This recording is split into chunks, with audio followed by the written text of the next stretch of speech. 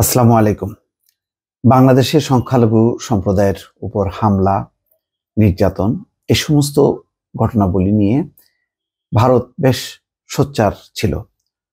Professor Yunus সরাসরি phone করেছেন নরেন্দ্র মোদীকে, তারপরেই তাদের কণ্ঠটা স্থমিত হয়েছে। এর মধ্যে বিভিন্ন আন্তর্জাতিক গণমাধ্যম তদন্ত করছে এবং তারা বলছে যে ফেক কিছু নিউজকে তারা অতিরঞ্জিত করেছে এবং সেই ক্ষেত্রে ভারতের কিছু গণমাধ্যম সরাসরি কাজ করেছে। বাংলাদেশেও কেউ কেউ সেই প্রতিবেদন তৈরিতে সহায়তা করেছে এবং সীমান্তবর্তী এলাকার বেশ কিছু হিন্দুদেরকে জড়ো করেছে। দেখা গেছে যে তারা প্যান্ট শার্ট পরে বিক্ষোভ করছে, তাদের স্ত্রী পরিবার নেই, অথচ দেখাচ্ছে যে তারা দলে দলে সীমান্তে জড়ো হচ্ছে ওপারে যাওয়ার জন্য। আসলে ওপারে যাওয়ার জন্য যে ধরনের শরণার্থী ঢল আমরা দেখি, সাধারণত রোহিঙ্গারা যেভাবে একেবারে বৃদ্ধ থেকে শুরু করে শিশুদেরকে যেভাবে নিয়ে আসে, তার কিন্তু কোনো চিত্র ছিল না। বোঝাই যাচ্ছে বাংলাদেশের কেউ কেউ এই ধরনের ইন্ধনের সাথে জড়িত। কারা জড়িত? কয়েকদিন আগে আমি ঠাকুরগাঁয়ের এক ভদ্রলোক রমেশ চন্দ্র সেন, তার একটি রিপোর্ট করেছিলাম। সেখানে বলেছিলাম যে এই বৃদ্ধ মানুষটাকে কেন ধরা হচ্ছে, সে তো মানে ইনঅ্যাক্টিভ, খুব একটা নিষ্ক্রিয় না, কিন্তু এখন জানা যাচ্ছে সে যথেষ্ট পরিমাণ সক্রিয় ছিল এবং এই কল্পিত হিন্দু নির্যাতনের যে নানান রকম কল্প কাহিনী বানানোর ক্ষেত্রে তার একটা সক্রিয় ভূমিকা ছিল। সেটি খবর পেয়েই তাকে আটক করা হয়েছে, যদিও তার বিরুদ্ধে ভিন্ন একটি অভিযোগ আনা হয়েছে, কিন্তু মূল কাজটি করছিল যে সংখ্যালঘু সম্প্রদায়কে সংগঠিত করা এবং এটাকে রাজনৈতিকভাবে ব্যবহার করা। ঠাকুরগাঁ অঞ্চলে 1.5 থেকে 2 লাখ সম্ভবত ভোটার আছে যারা ভোট দেন, তাদের মাঝেই তার তৎপরতা ছিল। সেই তৎপরতা মানে যে কোনোভাবেই হোক না কেন আইন শৃঙ্খলা রক্ষাকারী বাহিনীর নজরে আসে এবং তাকে গ্রেপ্তার করে এই যে চলমান যে উত্তেজনা, সেই উত্তেজনা নিরসন করার চেষ্টা করা হয়।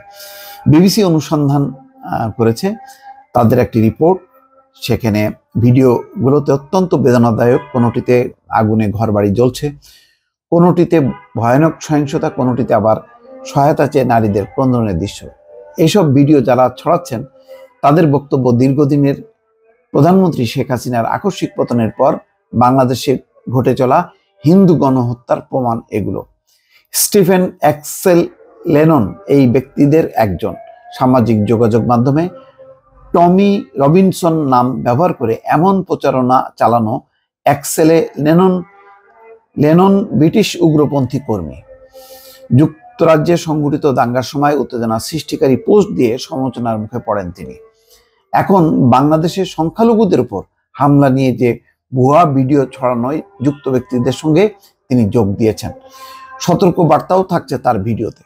সংখ্যালঘুদের উপর মুসলিমদের হামলার দাবি সম্বলিত বেশ কিছু ভিডিওর সত্য মিথ্যা যাচাই করেছে বিবিসির গ্লোবাল ডিস ইনফরমেশন টিমের জ্যাকি ওয়েকফিল্ড ও বিবিসি ভেরিফায়ের শ্রুতি মেনন। তারা দেখেছেন অনলাইনে এই নিয়ে ছড়ানো অনেক ভিডিও ও দাবি ভুয়া। হিন্দুদের মন্দিরে হামলার মিথ্যা দাবি।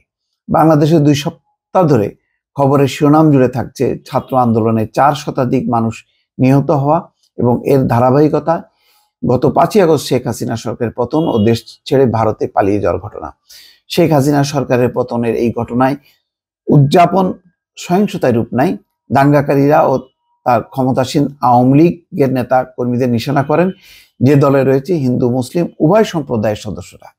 এটা ঠিক, যখন নাকি মানুষ আবেগে আপ্লুত তখন এবং 15 বছর ধরে অত্যাচার নির্যাতন, তখন তারা যাদেরকে আক্রমণ করেছে বা হামলা করেছে, যাদেরকে ধাওয়া দিয়েছে, তাদেরকে আওয়ামী লীগ হিসাবে ধরা হয়েছে। কোনোভাবেই হিন্দু বা মুসলিম বা অন্য ধর্ম হিসাবে তাদেরকে টার্গেট করা হয়নি।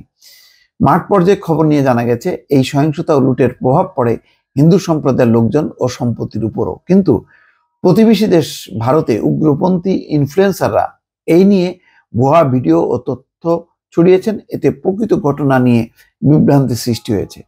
এই প্রচারণাকারীদের দাবি ইসলামপন্থী মৌলবাদীরা হিন্দুদের বিরুদ্ধে সহিংস এজেন্ডা নিয়ে সাম্প্রদায়িক সহিংসতা চালিয়েছেন। ভাইরাল এক পোস্টে একটি মন্দিরের ছবি জুড়ে দাবি করা হয় এটিতে আগুন দিয়েছেন বাংলাদেশের ইসলামপন্থীরা।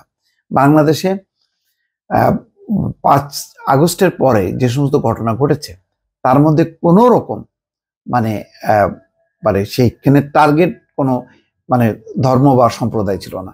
টার্গেট ছিল আওয়ামী শোষক গোষ্ঠী, শাসক গোষ্ঠী, যারা অত্যাচার নির্যাতন চালিয়েছে। এবং এটা তো স্বাভাবিক, একটা গণ অভ্যুত্থানে সরকার যখন কি পতন ঘটে তখন তো এই ঘটনা কোথায় না ঘটে, বিশ্বের কোন দেশে ঘটে না।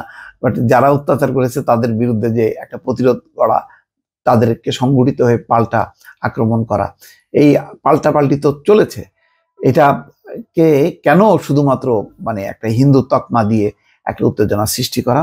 তো এখন বিবিসির একটি যেমন একটা বলা হচ্ছে, ভাইরাল হওয়া পোস্টগুলোর একটিতে দাবি করা হয় বাংলাদেশি একজন হিন্দু ক্রিকেটারের বাড়ি জ্বালিয়ে দেওয়া হয়েছে। বিবিসি ভেরিফাই দেখা গেছে সেটি মূলত আওয়ামী লীগের একজন মুসলিম সংসদ সদস্যের বাড়ি।